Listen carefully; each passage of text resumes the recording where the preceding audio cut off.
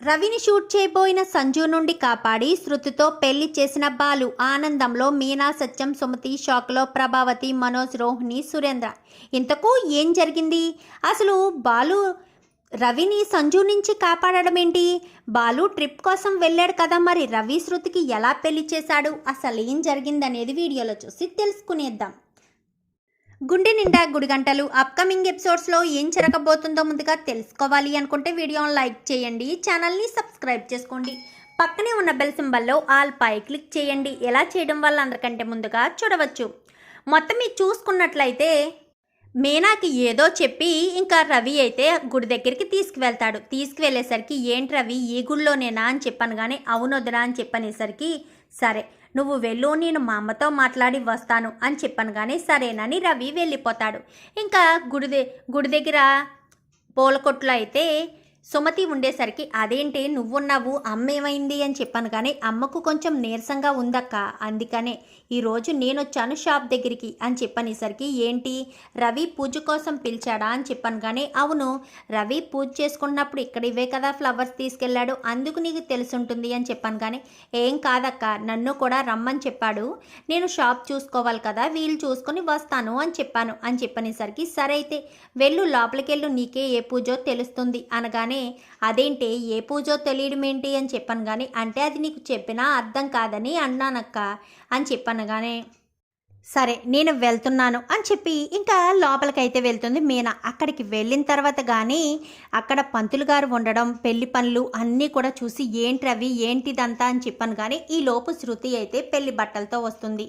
ఇంకా రవిని చూసి ఏంటి శృతి మీరిద్దరూ దొంగతనంగా పెళ్లి చేసుకుంటున్నారా, ఏంటి రవి ఇలాంటి పని ఎందుకు చేస్తున్నావు, మీ అన్నయ్యకి కానీ మీ నాన్నగారికి కానీ తెలిస్తే ఎంత బాధపడతారు అని చెప్పాను, కానీ తప్పలేదు వదిన, నేను పెళ్లి చేసుకోక తప్పలేదు, ఎందుకంటే నేను పెళ్లి చేసుకోకపోతే ఇటు శృతి ఏమైపోతుందో నేనేమైపోతానో తెలియని పరిస్థితిలో ఉన్నాము, అందుకని ఇంకా మేము పెళ్లి చేసుకోవడానికి సిద్ధపడిపోయాము, అందుకే పెళ్లి పెద్దగా నిన్ను తీసుకొచ్చానని చెప్పాను, కానీ నువ్వు పెళ్లి చేసుకున్నావు సరే పెళ్లి పెద్దగా నన్ను తీసుకురావడం ఏంటి రవి, ఇప్పుడు ఈ విషయం మీ అన్నయ్య కనుక తెలిసిందే అనుకో నన్ను ఇంట్లోంచి బయటికి పంపించేయడం ఖచ్చితంగా జరుగుతుంది, బాబోయ్ నాకెందుకు నేను ఉండను అని చెప్పాను, కానీ ప్లీజ్ అక్క ఇక్కడే ఉండండి అని చెప్పనేసరికి అక్కడే ఉంటుంది, కానీ మీనా మనసు మాత్రం చాలా టెన్షన్గా అయితే ఉంటుంది, ఏం చేయాలో అర్థం కాదు, ఈ విషయం అర్జెంటుగా బాలుకు చెప్పేయాలి అని చెప్పి మీనా అయితే మనసులో అనుకుంటూ ఉంటుంది. అక్కడి నుంచి వెళ్ళే పరిస్థితి లేక ఏం చేయాలి, పోనీ వీడియో తీసి పెడదామా అంటే మీనాది చిన్న ఫోను, ఎలా చేయాలి ఏం చేయాలి అర్థం కాని పరిస్థితిలో ఉండేసరికి ఇంకా వెంటనే సంజు వాళ్ళ ఫ్రెండ్ అయితే గుడి దగ్గరికి వచ్చేసరికి అదేంటి ఈ అమ్మాయి సంజుని పెళ్లి చేసుకునే అమ్మాయిలా ఉంది, సంజు ఈ ఫోటోనే కదా చూపించాడు, మరి ఈ అమ్మాయి ఏంటి పెళ్లి బట్టల్లో మరొక అబ్బాయితో పెళ్లిపేటల మీద కూర్చునుంది, ఈ విషయం తెలియదా ఏంటి వీడికి అని చెప్పి వెంటనే సంజుకి ఫోన్ చేస్తాడు. ఒరే సంజు నువ్వు పెళ్లి చేసుకునే అమ్మాయి ఏంట్రా ఇక్కడ మరొకరిని పెళ్లి చేసుకుంటుంది అని చెప్పనేసరికి ఏంట్రా ఏం మాట్లాడుతున్నావు అని చెప్పాను, కానీ నిజమరా బాబు కావాలంటే నీకే ఫోటో తీసి పెడతానని దూరం నుంచి ఫోటో తీసి పెడతాడు. ఫోటో తీసి పెట్టేసరికి ఇంకా సంజు జూమ్ చేసుకుని చూసేసరికి అవును వీడు ఆ రోజు షాపింగ్ మాల్కి వచ్చిన వాడే కదా, ఈ వీడితో పెళ్లి చేసుకుంటుందంటే కావాలని ఆ రోజు ఇద్దరూ నన్ను కలిసి పురుడి చేశారన్నమాట అని చెప్పనుకుని వెంటనే సంజు బయలుదేరతాడు. సంజు అక్కడికి వచ్చి ఇంకా గొడవ పడుతూ ఉంటాడు. ఎప్పుడైతే బాలుకి బయలుదేరే ముందు పిల్లి ఎదురొస్తుందో బాలు అయితే కొంచెం సేపు ఆగి వెళ్దామని ఆగేసరికి వెంటనే మీనా ఫోన్ చేస్తుంది, ఎందుకంటే ఎప్పుడైతే సంజు వచ్చి రవితో గొడవ పడుతూ ఉంటాడో ఇదే సరైన సమయం ఈయనకి ఫోన్ చేసి చెప్పాలి అని వెంటనే ఫోన్ చేసేసరికి చెప్పు పొలగంప అని చెప్పాను, కానీ ఇక్కడ ఇంత పని జరుగుతుందని మొత్తం విషయం అంతా చెప్పేసరికి ఎవడో తెలియదు గన్ను పట్టుకుని వచ్చేశాడు, రవిని చంపేస్తానంటూ చెప్తున్నాడు, ఏమో నాకేం అర్థం కావట్లేదు, ఎక్కడున్నా మీరు అర్జెంటుగా రండి అనగానే సరే సరే ఇప్పుడే బయలుదేరుతున్నాను, ఎక్కడ ఏ గుడి అని చెప్పాను, కానీ మా అమ్మ వాళ్ళు షాప్ పెడతారు కదా అదే గుడి అని చెప్పనేసరికి సరేనని ఇంకా వెంటనే రాజేష్కి ఫోన్ చేసి ఆ ప్యాసింజర్ని రాజేష్కి అప్పచెప్పి బాలు అయితే గబగబా అక్కడికి వస్తాడు. బాలు అక్కడికి వచ్చేసరికి సంజు అయితే రవికి పాయింట్ బ్లాక్లో రివాల్వర్ పెట్టి నేను చేసుకోబోయే అమ్మాయికి నాకు తనకు ఎంగేజ్మెంట్ అయింది, ఆ అమ్మాయితో నువ్వు పెళ్లి పెట్లు ఎక్కుతావా? నేను కోరుకుంటే అది నాకు మాత్రమే సొంతం కావాలి, నాకు సొంతం కాకపోతే బ్రతకనివ్వను అని చెప్పి ఇటు రవికి శృతికి ఇద్దరికి కూడా రివాల్వర్ మారుస్తూ ఉంటాడు. ఇంకా బాలు వెనక నుంచి వస్తాడు. ఏమండి రండి అని చెప్పాను కానీ నువ్వు సైలెంట్గా ఉండు అని చెప్పి వెనక నుంచి వచ్చి ఒక్క తన్ను తన్నేసరికి రివాల్వర్తో పాటు ముందుకు పడిపోతాడు. అన్నయ్య అని చెప్పాను కానీ ఉండరా, ముందు వీడి పని చూసి అప్పుడు నీ దగ్గరికి వస్తానని చెప్పి ఇంకా సంజునైతే చిత్త కొడుతూ ఉంటాడు. ఏంటి నన్ను కొడుతున్నావు, ఎవరు నువ్వని చెప్పాను కానీ నువ్వు నా తమ్ముడి మీద గన్ను గురి పెడతావా? నీకెంత దమ్ము ధైర్యం ఉంది, నా తమ్ముడినే చంపడానికి సిద్ధపడిపోతావా అని చెప్పాను కానీ నాకు కాబోయే భార్యని పెళ్లి చేసుకుంటుంటే మరి నేను చంపకపోతే ఏం చేయాలి అనగాని ఏమో వాళ్ళిద్దరూ ప్రేమించుకున్నారేమో, ఆ అమ్మాయి నిన్ను పెళ్లి చేసుకుంటానని నీతో చెప్పిందా? నువ్వంటే ఇష్టం అని చెప్పిందా? చెప్పలేదు కదా. అలాంటి తప్పుడు నువ్వు నా తమ్ముడిని చంపే ధైర్యం నీకెక్కడిది అని చెప్పి ఇంకా బాలు అయితే సంజుని చితక్కొట్టేసరికి చూసుకుంటాను, నిన్ను వదిలిపెట్టనురా, నిన్ను చూస్తాను, నన్ను ఇంత మోసం చేస్తావని అనుకోలేదు, నాతో ఎంగేజ్మెంట్ చేసుకుని వీడితో పెళ్లి చేసుకుంటావా? నిన్ను కాదు మీ నాన్నని అడుగుతాను అంటూ అక్కడి నుంచి సంజు వెళ్ళిపోతాడు.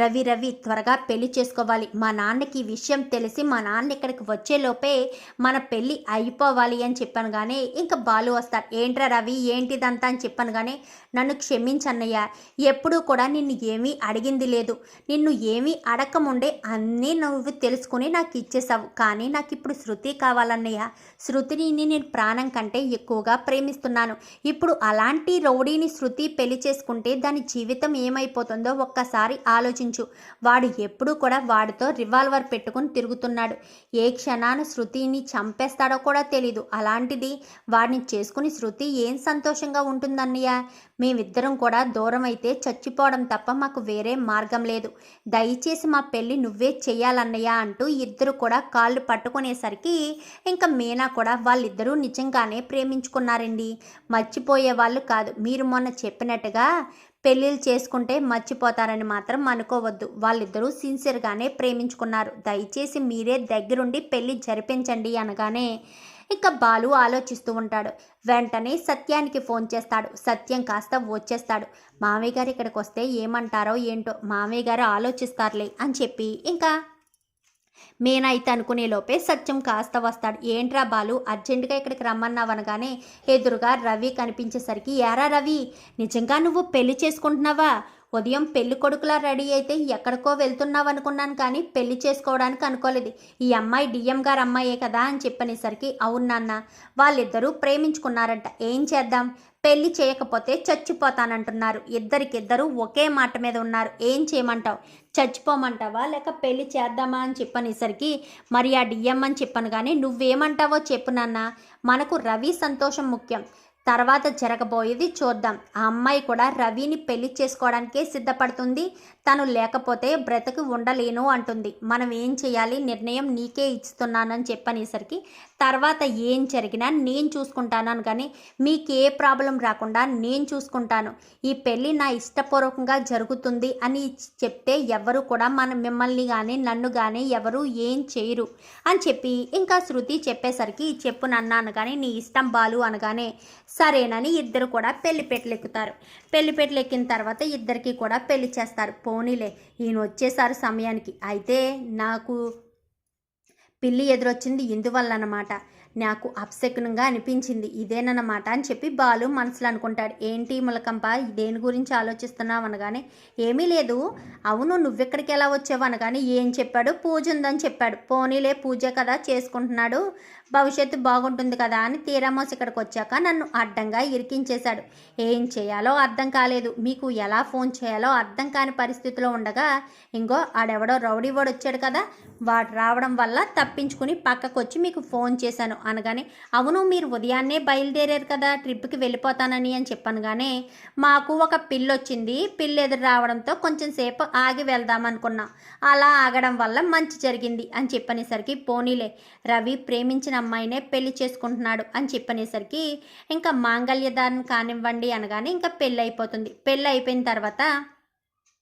నేరుగా రవి శృతిని తీసుకుని నాన్న మనం ఒక పని మీద వెళ్ళాలి అనగానే ఎక్కడికి బాలు అనగానే ఆ డిఎం ఇంటికి నాన్న, మళ్ళీ మన ఇంటికి వచ్చి గొడవ చేయకముందే మనమే వాళ్ళ ఇంటికి తీసుకువెళ్తే బాగుంటుంది కదా అని చెప్పాను కానీ సరేనని ఇంకా వీళ్ళిద్దరిని తీసుకుని అందరూ కూడా అక్కడికి వెళ్తారు.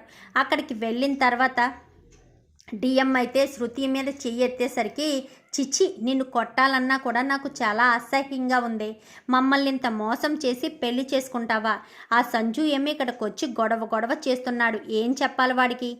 అయినా నేను వాడిని చేసుకుని ఉండలేను నాన్న, వాడంటే నాకు ఇష్టం లేదు. ఇష్టం లేని వాడిని పెళ్లి చేసుకుని నేను ఎలా సంతోషంగా ఉంటాననుకున్నావు? అందుకే నేను వాడిని పెళ్లి చేసుకోనని చెప్పేశాను. నీకు అర్థం కాలేదు. చావనైనా చేస్తాను కానీ వాణ్ణి మాత్రం ఎట్టి పరిస్థితుల్లోనూ పెళ్లి చేసుకోను అంటూ ఇంకా శృతి చెప్పేసరికి, సరే ఏదో రకంగా ఏడు, నీకు ఇష్టం వచ్చినట్టు చేయడు, ఇక మీదట నీకు నాకు ఎలాంటి సంబంధం లేదని చెప్పనేసరికి, అమ్మయ్య ఏ గొడవ లేదు, మన ఇంటి దగ్గరే ఈ అమ్మాయిని కూడా చూసుకోవచ్చు, పదరా రవి శృతిని తీసుకుని, ఏ గొడవ లేదు అని చెప్పనేసరికి పద అని చెప్పి ఇంక ఇంటికి తీసుకువెళ్తారు. ఇంటికి తీసుకువెళ్ళేసరికి ప్రభావతి ఇంట్లో ఉంటుంది. ఇంకా కారులోంచి దిగడంతో, కామాక్షి ఏంటి కార్లు వచ్చాయి, కారు ఎప్పుడు వస్తుంది కదా, బాలు ఈ టైంలో రావడం ఏంటి అనుకుంటూ చూసేసరికి, ఈ అమ్మాయి ఆ తెల్లతోలు పెళ్ళే కదా అని పరుగున వదినా రవిగాడు పెళ్లి చేసుకుని వచ్చేసాడు ఆ తెల్లతోలు పెళ్ళని అని చెప్పాను కానీ, అవునా ఎక్కడా అని చెప్పి గబగబా బయటకు వస్తుంది. బయటకు వచ్చేసరికి, అమ్మాయి ఈ అమ్మాయి వదిన అని చెప్పనేసరికి, ఈ అమ్మాయి డిఎం గారు అమ్మాయి అని చెప్పాను కానీ, అవునా నిజంగా డిఎం గారు అమ్మాయినా? అయితే కోట్ల ఆస్తికి అధిపతి అని చెప్పి ఇంకా కోటేశ్వరరాలన్నమాట. పెద్ద కోడలు కోటేశ్వరరాలే, మూడో కోడలు కోటేశ్వరరాలే, మధ్యలోదే పూలమ్ముకునేది అని చెప్పి మనసులో అనుకుంటుంది. అమ్మ మీనా వెళ్ళి హారతి తీసుకురా అనగాని, నేను తీసుకొస్తానండి అని చెప్పనేసరికి, ఏమొద్దు వదినా నువ్వు వెళ్ళి హారతి తీసుకురా అని చెప్పనేసరికి లోపలికి వెళ్ళి హారతి తీసుకొచ్చి హారతి ఇచ్చి మరీ లోపలికి తీసుకువెళ్తారు. ఇంకా చాలా సంతోషపడతారు. మొత్తానికైతే అనుకున్నది సాధించేసేవరా రవి, పెళ్లి చేసుకున్నావు ప్రేమించిన అమ్మాయి అనగానే, నేను ఇలాంటి పిరికోడితో ఎలా గడపాలో ఏంటో అని చెప్పాను కానీ, వాడు పిరికోడు కాదమ్మా, అన్నయ్యకి నాన్నకి గౌరవం ఇచ్చాడు కాబట్టే వాడు అలా ఉన్నాడు అని చెప్పి సత్యం అంటాడు. చూద్దాం మరి రాబోయే ఎపిసోడ్స్లో ఇలాగే జరగాలని మీరు కూడా కోరుకుంటే వీడియో నచ్చితే లైక్ చేయండి, ఛానల్ని సబ్స్క్రైబ్ చేసుకోండి, పక్కనే ఉన్న బెల్ సింబల్లో ఆల్ పై క్లిక్ చేయండి. ఎలా చేయడం వల్ల అందరికంటే ముందుగా చూడవచ్చు.